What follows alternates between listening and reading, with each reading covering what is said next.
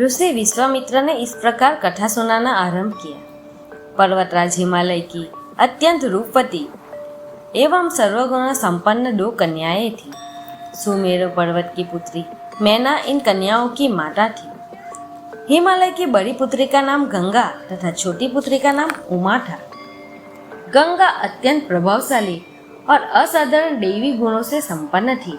वह किसी बंधन को स्वीकार न कर मनमाने मार्ग का अनुसरण करती थी। उसकी इस असाधारण प्रतिभा से प्रभावित होकर देवता लोग विश्व के कल्याण की दृष्टि से इसे हिमालय से मांग कर ले गए। पर्वतराज की दूसरी कन्या उमा बड़ी तपस्विनी थी। उसने कठोर एवं असाधारण तपस्या करके महादेव जी को वर के रूप में प्राप्त किया। विश्वामित्र के इतने कहने पर राम ने कहा, हे भगवान, जब गंगा को देवता लोग सूर्यलोक ले गए तो वह पृथ्वी पर कैसे अवतरित हुई और गंगा को त्रिपगथा क्यों कहा गया? इस पर ऋषि विश्वामित्र ने बताया, महादेव जी का विवाह तो उमा के साथ हो गया था, किंतु 100 वर्ष तक भी उनसे किसी संतान की प्राप्ति नहीं हुई। एक बार महादेव जी के मन में संतान उत्पन्न करने का विचार आया। जब उनके इस विचार की सूचना ब्रह्मा जी सहित देवताओं को मिली तो वे विचार करने लगे कि शिव जी के संतान के तेज को कौन संभाल सकेगा। उन्होंने अपनी इस शंका को शिव जी के सम्मुख प्रस्तुत किया। उनके कहने पर अग्नि ने यह भार ग्रहण किया और परिणाम स्वरूप अग्नि के समान महान तेजस्वी स्वामी कार्तिकेय का जन्म हुआ। देवताओं के इस षड्यंत्र से उमा के संतान होने में बाधा पड़ी तो उन्होंने क्रुद्ध होकर देवताओं को श्राप दे दिया कि भविष्य में वे कभी भी पिता नहीं बन सकेंगे। इस बीच सूर्यलोक में विचरण करती हुई गंगा से उमा की भेंट हुई। गंगा ने उमा से कहा कि मुझे सूर्यलोक में विचरण करते हुए बहुत दिन हो गए हैं। मेरी इच्छा है कि मैं अपनी मातृभूमि पृथ्वी पर विचरण करूं। उमा ने गंगा को आश्वासन दिया कि वे इसके लिए कोई प्रबंध करने का प्रयत्न करेगी। वत्स राम, तुम्हारी ही अयोध्यापुरी में सगर नाम के एक राजा थे। उनके कोई पुत्र नहीं थे। सगर की पत्रानी केसिनी विदर्भ प्रांत के राजा की पुत्री थी। केसिनी सुंदर, धर्मात्मा और सत्यपरायण थी। सगर की दूसरी रानी का नाम सुमति थी, जो राजा अरिष्टनेमि की कन्या थी। दोनों रानियों को लेकर महाराज सगर हिमालय के भृगु प्रसव नामक प्रांत में जाकर पुत्र प्राप्ति के लिए तपस्या करने लगे। उनकी तपस्या से प्रसन्न होकर महर्षि भृगु ने उन्हें वर दिया कि तुम्हें बहुत पुत्रों की प्राप्ति होगी। दोनों रानियों में से एक का केवल एक ही पुत्र होगा, जो कि वंश को बढ़ाएगा, और दूसरे के 7,000 पुत्र होंगे। कौन सी रानी कितने पुत्र चाहती है, इसका निर्णय वे स्वयं आपस में मिलकर कर ले। केसिनी ने वंश को बढ़ाने वाले एक पुत्र की कामना की और गरुड़ की बहन सुमति ने 7,000 बलवान पुत्रों की कामना की। उचित समय पर रानी केसिनी ने असमंजस नामक एक पुत्र को जन्म दिया। रानी सुमति के गर्भ से एक तंबू निकला, जिसे फोड़ने पर छोटे छोटे 7,000 गर्भ निकले। उन सबका पालन पोषण घी के घरों में रखकर किया गया। काल चक्र बीतता गया और सभी राजकुमार युवा हो गए। सगर का ज्येष्ठ पुत्र असमंजस बड़ा दुराचारी था और उसे नगर के बालकों को सरयू नदी में फेंककर उन्हें डूबते हुए देखने में बड़ा आनंद आता था।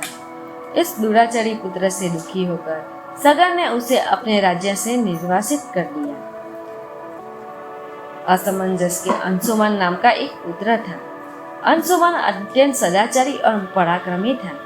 एक दिन राजा सगर के मन में अश्वमेध यज्ञ करवाने का विचार आया। शीघ्र ही उन्होंने अपने इस विचार को कार्य रूप में परिणत किया। राम ने ऋषि विश्वामित्र से कहा, गुरुदेव, मेरी रुचि अपने पूर्वज सगर की यज्ञ गाथा को विस्तार पूर्वक सुनने में है, अतः कृपा करके उस वृतांत को पूरा सुनाइए। राम के इस तरह कहने पर ऋषि विश्वामित्र प्रसन्न होकर कहने लगे, राजा सगर ने हिमालय एवं विंध्याचल के बीच की हरी भरी भूमि पर एक विशाल यज्ञ मंडप का निर्माण करवाया। फिर अश्वमेध यज्ञ के लिए श्याम कर्ण घोड़ा छोड़कर उसकी रक्षा के लिए पराक्रमी अंशुमान को सेवा के साथ उसके पीछे पीछे भेज दिए। यज्ञ की संभावित सफलता के परिणाम की आशंका से भयभीत होकर इंद्र ने एक राक्षस का रूप धारण करके उस घोड़े को चुरा लिया। घोड़े की चोरी की सूचना पाकर सगर ने अपने 7,000 पुत्रों को आदेश दिया कि घोड़ा चुराने वालों को पकड़कर या मारकर घोड़ा वापस ले आओ। पूरी पृथ्वी पे खोजने पर घोड़ा नहीं मिला। इस आशंका से कि किसी ने घोड़े को तहखाने में न छुपा रखा हो, सगर के पुत्रों ने संपूर्ण पृथ्वी को खोदना आरंभ कर दिया। उनके इस कार्य से असंख्य भूमितल निवासी प्राणी मारे गए। खोदते खोदते वे पाताल तक जा पहुंचे। उनके इस नृशंस कृत्य की देवताओं ने ब्रह्मा जी से शिकायत की तो ब्रह्मा जी ने कहा कि ये राजकुमार क्रोध एवं मद से अंधे होकर ऐसा कर रहे हैं। पृथ्वी की रक्षा कर दायित्व कपिल पर है, इसलिए वे इस विषय में कुछ न कुछ अवश्य करेंगे। पूरी पृथ्वी को खोदने के बाद भी जब घोड़ा और उसको चुराने वाला चोर नहीं मिला तो निराश होकर राजकुमारों ने उसकी सूचना अपने पिता को दी। रुष्ट होकर सगर ने आदेश दिया कि घोड़ों को पाताल में जाकर ढूंढो। पाताल में घोड़े को खोजते खोजते वे सनातन वसुदेव कपिल के आश्रम में पहुंच गए। उन्होंने देखा कपिल देव आंख बंद किए बैठे हैं। उन्हीं के पास यज्ञ का वह घोड़ा बंधा हुआ है। उन्होंने कपिल मुनि को घोड़े को चोर समझकर उनके लिए अनेक दुर्वचन कहे, उन्हें मारने के लिए दौड़े। सगर के इन कुकृत्यों से कपिल मुनि की समाधि भंग हो गई। उन्होंने क्रुद्ध होकर सगर के इन सभी पुत्रों को भस्म कर दिया। जब महाराज सगर को बहुत दिनों तक अपने पुत्रों की सूचना नहीं मिली तो उन्होंने अपने तेजस्वी पौत्र अंशुमान को अपने पुत्रों तथा घोड़ों का पता लगाने के लिए आदेश दिया। वीर अंशुमान शस्त्र शस्त्रों से सुसज्जित होकर उसी मार्ग से पाताल की ओर चल पड़ा जिसे उसके चाचाओं ने बनाया था। मार्ग में जो भी पूजनीय ऋषि मुनि मिले उनका यथोचित सम्मान करके अपने लक्ष्य के विषय में पूछता हुआ उस स्थान पर पहुंच गया जहां पर उसके चाचाओं के भस्मीभूत शरीरों की राख पड़ी थी और पास ही यज्ञ का घोड़ा चल रहा था। अपने चाचाओं के भस्मीभूत शरीर को देखकर उसे बहुत दुख हुआ। उसने उनका तर्पण करने के लिए जलाशय की खोज की किंतु उसे कहीं जलाशय दिखाई नहीं पड़ा। तभी उसकी दृष्टि अपने चाचाओं के मामा गरुड़ पर पड़ी। उन्हें सादर प्रणाम करके अंशुमान ने पूछा कि बाबा जी, मैं उनका तर्पण करना चाहता हूँ। पास में यदि कोई सरोवर हो तो कृपा करके उसका पता बताइए। यदि आप उसकी मृत्यु के विषय में कुछ जानते हैं तो वह भी मुझे बताने की कृपा करें। गरुड़ जी ने बताया कि किस प्रकार उसके चाचाओं ने कपिल मुनि के साथ उदंड व्यवहार किया था, जिसके कारण कपिल मुनि ने उन सबको भस्म कर दिया था। इसके पश्चात गरुड़ जी ने अंशुमान से कहा कि ये सब अलौकिक शक्ति वाले दिव्य पुरुष द्वारा भस्म किए गए हैं, अतः लौकिक जल से तर्पण करने से उनका उद्धार नहीं होगा। केवल हिमालय की ज्येष्ठ पुत्री गंगा के जल से ही तर्पण करने पर उसका उद्धार संभव है। अब तुम घोड़े को लेकर वापस चले जाओ जिससे कि तुम्हारे पितामह का यज्ञ पूर्ण हो सके। गरुड़ जी की आज्ञा अनुसार अंशुमान वापस अयोध्या पहुंचे और अब पितामह को सारा वृतांत सुनाया। महाराज सगर ने दुखी मन से यज्ञ पूरा किया। वे अपने पुत्रों के उद्धार के लिए गंगा को पृथ्वी पर लाना चाहते थे, पर ऐसा करने के लिए उन्हें कोई भी युक्ति न सूझी। थोड़ा रुककर ऋषि विश्वामित्र ने कहा, महाराज सगर के देहांत के पश्चात अंशुमान बड़ी न्यायप्रियता के साथ शासन करने लगे। अंशुमान के परम प्रतापी पुत्र दिलीप हुए। दिलीप के वयस्क हो जाने पर अंशुमान दिलीप को राज्य का भार सौंपकर हिमालय के कंदराओं में जाकर हिमालय गंगा को प्रसन्न करने के लिए तपस्या करने लगे, किंतु उन्हें सफलता नहीं प्राप्त हो पाई और उनका स्वर्गवास हो गया। इधर जब राजा दिलीप का धर्मनिष्ठ पुत्र भगीरथ बड़ा हुआ तो उसे राज्य का भार सौंपकर दिलीप भी गंगा को पृथ्वी पर लाने के लिए तपस्या करने लगे, पर उन्हें भी मनवांछित फल नहीं मिला। भगीरथ बड़े प्रजावत्सल नरेश थे, किंतु उसकी कोई संतान नहीं हुई। इस पर वे अपने राज्य का भार मंत्रियों को सौंपकर स्वयं गंगा अवतरण के लिए गोकर्ण नामक तीर्थ पर जाकर कठोर तपस्या करने लगे। उनकी अभूतपूर्व तपस्या से प्रसन्न होकर ब्रह्मा जी ने उन्हें वर मांगने के लिए कहा। भगीरथ ने ब्रह्मा जी से कहा कि हे प्रभु, यदि आप मुझ पर प्रसन्न हैं तो मुझे यह वर दीजिए कि सगर के पुत्रों को मेरे प्रयत्नों से गंगा का जल प्राप्त हो, जिससे कि उनका उद्धार हो सके। इसके अतिरिक्त मुझे संतान प्राप्ति का भी वर दीजिए, ताकि इक्ष्वाकु कुल नष्ट न हो। ब्रह्मा जी ने कहा कि संतान का तेरा मनोरथ शीघ्र ही पूर्ण होगा, किंतु तुम्हारे मांगे गए प्रथम वरदान को देने में कठिनाई यह है कि जब गंगा जी के वेग के साथ पृथ्वी पर अवतरित होगी तो उनके वेग को पृथ्वी संभाल नहीं सकेगी। गंगा जी के वेग को संभालने की क्षमता महादेव जी के अतिरिक्त किसी में भी नहीं है। इसके लिए तुम्हें महादेव जी को प्रसन्न करना होगा।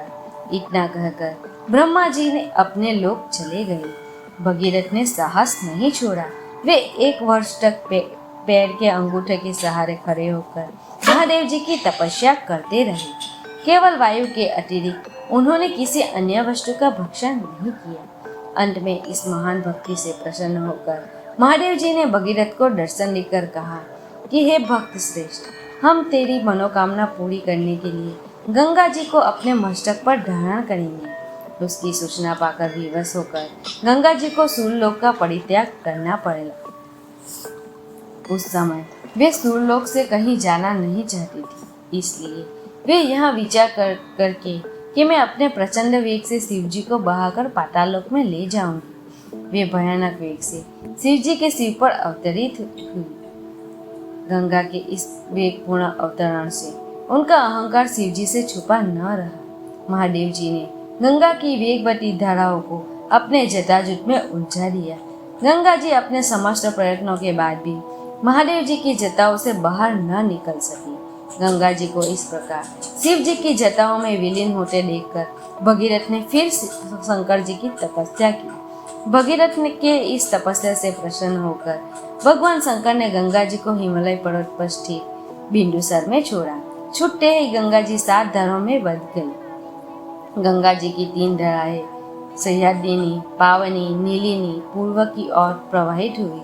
सुचक्षु, सीता और सिंधु नाम की 3 धाराएं पश्चिम की ओर बही और 7वीं धारा महाराज भगीरथ के पीछे पीछे चली। जिधर जिधर भगीरथ जाते थे उधर उधर ही गंगा जी जाती थी। स्थान स्थान पर देव, यक्ष, किन्नर, ऋषि मुनि आदि उनके स्वागत के लिए एकत्रित हो रहे थे। जो भी इस जल का स्पर्श करता था भव बाधाओं से मुक्त हो जाता था। चलते चलते गंगा जी उस स्थान पर पहुंच गई जहां ऋषि जयु यज्ञ कर रहे थे। गंगा जी ने अपने वेग से उनकी यज्ञशाला को संपूर्ण सामग्री के साथ बहाकर ले जाने लगी। इससे ऋषि को बहुत क्रोध आया। उन्होंने क्रोध होकर गंगा का सारा जल पी लिया। यह देखकर समस्त ऋषि मुनियों को बड़ा विस्मय हुआ और वे गंगा जी को मुक्त करने के लिए उनकी स्तुति करने लगे। उनकी स्तुति से प्रसन्न होकर जयु ऋषि ने गंगा जी को अपने कानों से निकाल दिया और उन्हें अपनी पुत्री के रूप में स्वीकार कर लिया। तब से गंगा जाह्नवी के रूप में नाम से भी कहलाने लगी। इसके पश्चात वे भगीरथ के पीछे चलते चलते समुद्र तक पहुंच गए और वहां से सागर के पुत्रों का उद्धार करने के लिए रसातल में चली गई। उनके जल के स्पर्श से भस्मीभूत हुए सागर के पुत्र निष्पाप होकर स्वर्ग पर चले गए। उस दिन गंगा के 3 नाम हुए, त्रिपथगा, जाह्नवी और भगीरथी। दोस्तों, अगर आपको मेरा वीडियो पसंद आए तो मेरी चैनल को सब्सक्राइब कीजिए, वीडियो को लाइक और शेयर कीजिए। धन्यवाद।